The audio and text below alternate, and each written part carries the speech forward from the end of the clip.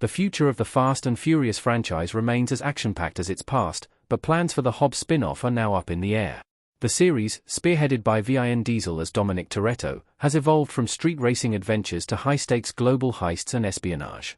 The saga includes standout entries like Fast 5, which introduced Dwayne Johnson as Luke Hobbs, a DSS agent who became an integral part of the franchise. Hobbs eventually spun off into Hobbs and Shaw alongside Jason Statham's Deckard Shaw, delivering an action-driven, buddy comedy.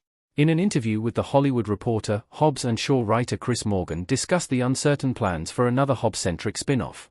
One was announced in 2023, but the exact future of the standalone Hobbs film is unclear, especially regarding its connection to Fast and Furious 11. Here's what he had to say. What Morgan's comments about the Hobbs spin-off mean.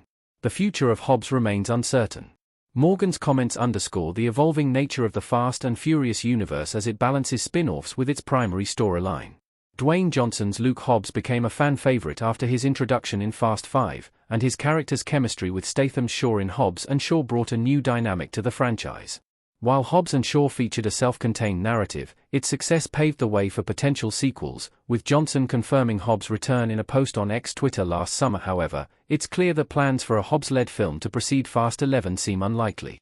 This uncertainty mirrors the franchise's increasingly interconnected storylines and messy timeline, which now includes Dante Reyes, a key villain introduced in Fast X that's slated to return.